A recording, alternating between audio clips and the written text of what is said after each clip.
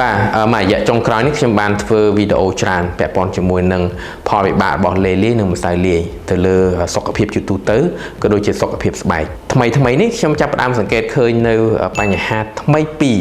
ដែលពីមុនមកខ្ញុំអត់បានលើកមកទេទី1គឺការលិចសរសៃបាទសរសៃរវាមក្រោមស្បែកតែម្ដងហើយនិងទី2គឺការបែកអាចរុយអញ្ចឹងសួរថាតើហេតុអ្វីបានជាពេលដែលយើងលាបផលិតផលទាំងអស់ហ្នឹងទៅបែកជាឡើងសរសៃអញ្ចឹងធម្មតាសរសៃឈាមគឺនៅក្រោមស្បែករបស់យើងគឺនៅស្រទាប់ខ្លាញ់តែហេតុអីបានជាយើងមើលមិនឃើញពីមុនមកដោយសារស្បែកយើងវាក្រាស់ពេលដែលស្បែកយើងក្រាស់វាបិទបាំងដូចយើងពាក់អាវក្រាស់អញ្ចឹងយើងអាចមើលឃើញសាច់របស់យើងហ្នឹងមែនទេតែនៅពេលដែលយើងពាក់អាវស្ដើងឬក៏អាវស្បៃគឺយើងអាចមើលឃើញដល់សាច់ខាងក្នុងរបស់យើងហើយដូចគ្នាដែរនៅពេលដែលស្បែករបស់យើងស្ដើងសរសៃឈាមគឺយើងអាចឃើញដែកនៅខាងលើហ្នឹងមកអញ្ចឹងសម្រាប់អ្នកដែលគាត់ប្រើលេលាយឬក៏លេបកឲ្យឃើញសរសៃហ្នឹងបានន័យថាស្បែករបស់យើងហ្នឹងគឺស្ដើងដល់កម្រិតហើយបានន័យថាដល់កម្រិតដែលថាសឹងថាចាប់ហែកបានហើយស្បែកហ្នឹងណាអាហ្នឹងទី1ទី2ពាក់ព័ន្ធជាមួយនឹងអាចរុយក៏មិនខុសគ្នាដែរពីព្រោះអីនៅពេលដែលយើងលាបលេលាយដូចយើងទៅបកសបកឈើចោលអញ្ចឹងស្បែករបស់យើងអស់រនាំងការពារហើយអញ្ចឹងនៅពេលណាដែលយើងចាប់ផ្ដើមផ្អាកឬក៏ឈប់ប្រើលេលាយហ្នឹងកោសិកាស្បែកកោសិកាដែលផលិតជាតិពណ៌នឹងចាប់ផ្ដើមធ្វើការមកវិញអញ្ចឹងពេលខ្លះវាធ្វើការលែងស្មើគ្នាហើយបានថាកន្លែងខ្លះធ្វើការខ្លាំងកន្លែងខ្លះធ្វើការតិចកន្លែងណាធ្វើការខ្លាំងវាចាប់ផ្ដើមចេញជាកូនកោះដូចកូនកោះដុំជាស្នាមពណ៌ទៅវិញកន្លែងណាដែលវាអាចធ្វើការឡើងវិញបានវានៅពណ៌សទៅដែរអញ្ចឹងហើយបានជាយើងឃើញអាចរុយរដិបរដប់ពេញខ្លួនទាំងអស់អានេះគឺសុទ្ធតែជាផលវិបាកដែលបង្កឡើងពីម្សៅលាយនឹងដូចគ្នាបាទអញ្ចឹងខ្ញុំចង់រំលឹកបន្តិចដែរថាខ្ញុំជឿថាអ្នកដែលគាត់សម្រេចចិត្តទៅបដូរពណ៌ស្បែកហ្នឹងប្រហែលជាគាត់មិនមែនចង់ខ្លួនឯងទេប្រហែលជាគាត់ត្រូវបានរងសម្ពាធរងពាក្យមួយចំនួនដែលគាត់ថាអូមិនបានខ្មៅមិនបានមិនធ្វើឲ្យខ្លួនឯងសមិនបានធ្វើឲ្យខ្លួនឯងស្អាតធ្វើអញ្ចេះទៅអត់មានអ្នកស្រឡាញ់អីចេះចោះអញ្ចឹងណាអានេះខ្ញុំគ្រាន់តែគិតទេប៉ុន្តែខ្ញុំជឿថាពួកគាត់បើឲ្យគាត់រើសគ្រាន់តែសហើយតែសុខភាពអត់ល្អសហើយថ្ងៃក្រោយទៅមានបញ្ហាបែបនេះខ្ញុំជឿថាគ្មានអ្នកណាធ្វើទេហើយចុងក្រោយនេះមួយរយៈចុងក្រោយនេះខ្ញុំឃើញថាបន្ទាប់ពីខ្ញុំបានធ្វើនៅវីដេអូពាក់ព័ន្ធជាមួយនឹងម្សៅលាយឬក៏លេលាយនឹងឃើញបងប្អូនមួយចំនួនគាត់បានហ៊ានបញ្ចេញឬក៏ហ៊ាននិយាយនៅផលវិបាកទាំងអស់ហ្នឹងគាត់ហ៊ានថតគាត់ប្រាប់ថានេះផលវិបាកលេលាយប្រើទៅបែកសង្វានេះពេលដែលប្រើលេលាយទៅស្បែកគាត់ឡើងសរសៃនេះពេលដែលប្រើលេលាយទៅស្បែកគាត់បែកអាចរុយពេញខ្លួនទាំងអស់អញ្ចឹងខ្ញុំសូមសរសើរពួកគាត់ព្រោះអាការដែលគាត់បានចែករំលែកនៅបទពិសោធន៍របស់គាត់ហ្នឹងគឺគាត់កំពុងតែជួយមនុស្សជាច្រើនដោយអត់ដឹងខ្លួនបាទអញ្ចឹងខ្ញុំសង្ឃឹមថាអ្នកទាំងអស់គ្នានឹងបន្តចែករំលែកនៅបទពិសោធន៍បែបហ្នឹងទៅអ្នកជុំវិញខ្លួនបន្តទៀតបាទ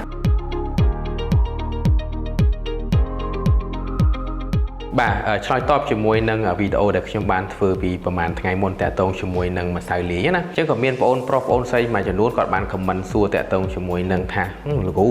ធ្វើម៉េចទៅបានខ្ញុំដឹងថាម្សៅហ្នឹងម្សៅលាយទៅព្រោះបើគេឥឡូវគេមានការវិកខ្ចប់អីត្រឹមត្រូវមានផ្លាកសញ្ញាមាន logo អីគេយកមកលក់បើលោកគ្រូថាហ្នឹងអាចលាយដែរអញ្ចឹងខ្ញុំធ្វើម៉េចដឹងទៅបាទអញ្ចឹងខ្ញុំសូមចែកជាពីរកន្លែងហ្នឹងណាទី1បើអ្នកទាំងអស់គ្នាអត់កំពុងតែសម្រេចចិត្តថាគួរទិញឬមិនទិញហើយចង់ដឹងថាហ្នឹងសុទ្ធឬក៏លាយអញ្ចឹងងាយឯងបងប្អូនទាំងអស់គ្នាត្រូវដឹងថាតើផលិតផលហ្នឹងជាផលិតផលរបស់ប្រទេសណាណាអញ្ចឹងបងប្អូនចូលឆែកទៅទូរស័ព្ទរបស់យើងចុចឆែកមើលថាមាន brand ហ្នឹងអត់តើ brand ហ្នឹងនាំចូលមកស្រុកខ្មែរនៅស្រុកគេហ្នឹងមានអត់ណានៅស្រុកណាបើកមើលទៅអញ្ចឹងបើសិនជាផលិតផលហ្នឹងមានការទទួលស្គាល់មានរោងចក្រត្រឹមត្រូវមាន website ត្រឹមត្រូវអាហ្នឹងគឺភាគច្រើនគឺមិនមានបញ្ហាទេទី2អ្នកទាំងអស់គ្នាត្រូវឆែកមើលទៅថាតើ product ហ្នឹងមានការទទួលស្គាល់ពីក្រសួងរបស់យើងអត់ប្រយ័ត្នតើអត់មានមញ្ញែតឬក៏អត់មានការទទួលស្គាល់ពីក្រសួងរបស់យើងវាអាចជាផលិតផលคล้ายវាអាចជាផលិតផលដែលខូចគុណភាពអញ្ចឹងទៅអញ្ចឹងបើសិនជាប្រើប្រកាសជាអាចបង្កទៅជាផលវិបាកឬក៏បង្កទៅជាបញ្ហាណាអញ្ចឹងទី1មានន័យថាអ្នកទាំងអស់គ្នាអត់តន់ទិញទេណាតែបើសិនជាអ្នកគ្នាបានប្រើហើយកំពុងតែប្រើហើយចង់ដឹងថារបស់ដែលខ្លួនឯងប្រើហ្នឹងសុទ្ធមិនសុទ្ធរបៀបមើលហ្នឹងគឺស្រួលទៀតមើលទៅថាអូលាប7ថ្ងៃចាប់ផ្ដើមស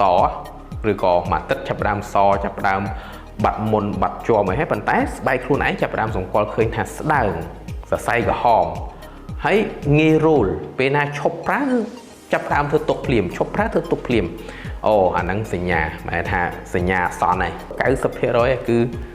ម្សៅលាយពីព្រោះអ្នកដែលមកជួបលោកគ្រូគឺគាត់មកក្នុងដំណាក់កាលនឹងឯងបានថាពេលខ្លះគាត់ប្រើគាត់សង្ស័យគាត់សាក់ឈប់មើលពេលឈប់ឲ្យឡើងមុនខ្ទុះក៏ហមបីទៅសៃក៏ហមអីចឹងទៅរោលក្តៅកាហាយអ្នកខ្លះកាន់កង្ហាលមកដាក់នៅមុខតែម្ដងព្រោះក្តៅពេកទ្រាំអត់បានអញ្ចឹងអាហ្នឹងឯងគឺជាសញ្ញាប្រាប់ថាអូខេផលិតផលរបស់យើងកំពុងប្រើមានបញ្ហាអញ្ចឹងលោកគ្រូសូមឲ្យឈប់ជាបន្ទាន់បាទអញ្ចឹងបើសិនជាអ្នកទាំងអស់គ្នាសង្ស័យអាចធ្វើតាមលោកគ្រូសាកឈប់មើលមានបញ្ហាអីអត់ហ្នឹងហើយហើយបើសិនជាផលិតផលហ្នឹងជាផលិតផលសុទ្ធ brand របស់គេមែនតើណាទោះបីជាអ្នកទាំងអស់គ្នាឈប់ប្រើក៏អត់មានបកហានិភ័យឬក៏ឲ្យមានលមាស់ឲ្យមានរោលអីទៅលើស្បែកអ្នកទាំងអស់គ្នាដែរណាអាហ្នឹងគឺជាចំណុចសំខាន់អ្នកទាំងអស់គ្នាត្រូវកំណត់សម្គាល់បាទហើយថ្មីនេះទៀតសោតខ្ញុំដូចជាលឺដំណឹងមកថាគេមានទឹកអីដើម្បីសម្រាប់តេស្តមើលថា skin care នេះសុទ្ធមិនសុទ្ធអីទៀតបន្តទៅដូរពណ៌អីចឹងណាតែសម្រាប់លោកគ្រូគិតថាអានេះគឺมันអាចទៅរួចហ្នឹងដូចលេងប៉ាហ៊ីសម្រាប់លោកគ្រូណាពីព្រោះអីចង់ធ្វើតេស្តរកសារជាតិមួយនៅក្នុង product មួយគេត្រូវធ្វើវានៅក្នុង labo ដែលគេមានស្តង់ដារត្រឹមត្រូវគេមិនមែនមកធ្វើតេស្តបន្តអីចឹងទេសម្រាប់លោកគ្រូអានេះគឺអត់យកជាការទេហើយមកដល់រាល់ថ្ងៃនេះក៏អត់ទាន់មាន research ណាឬក៏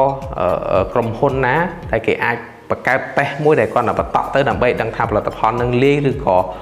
សុទ្ធនឹងគឺវាអត់មានបាទហើយមួយទៀតបើសិនជាបង្កើតតេស្តនឹងបានទៅចោះតើតេស្តនឹងតេស្តទៅលើសារជាតិអី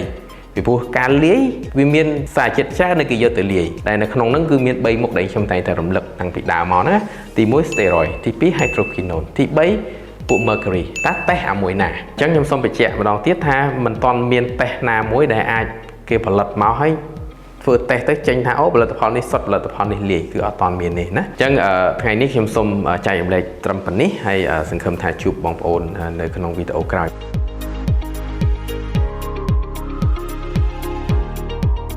កាលពីមុនពេលដែលសម័យថាលាយនៅពេញនិយមណាម្នាក់គឺថាអូស្អាតណាស់ប្រើតែនឹងមួយមុខសមុខអលងអីចឹងទៅប៉ុន្តែបន្ទាប់ពីការដែលយើងធ្វើការអប់រំ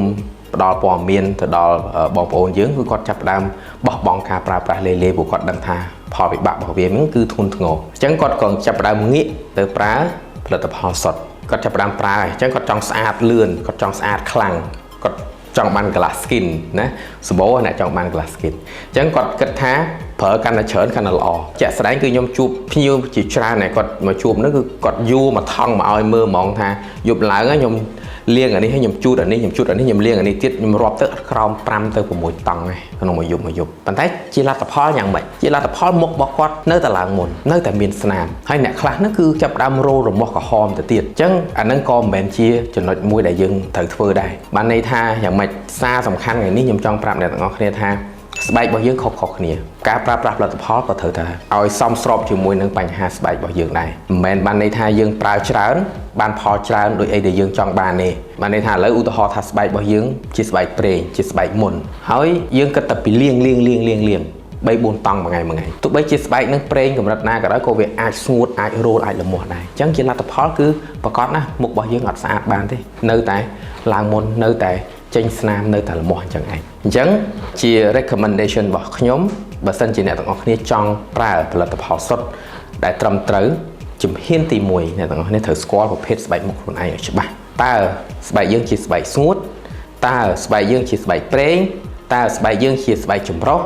ឬក៏យើងជាស្បែកធម្មតាអញ្ចឹងចេញពីការស្គាល់ស្បែកមុខរបស់យើងនោះទើបយើងទៅរើសផលិតផលមកប្រើត្រូវមិនមែនរើសផលិតផលតាមអ្នក review ទេមិនមែនរើសផលិតផលតាម influencer ទេពីព្រោះស្បែករបស់អ្នក review ស្បែករបស់អ្នក influencer មិនមែនដូចស្បែករបស់យើងទេអញ្ចឹងសូមប្រយ័ត្នប្រយែងចំពោះការប្រើប្រាស់ផលិតផលឬក៏របៀបប្រើប្រាស់ skin care របស់អ្នកទាំងអស់គ្នា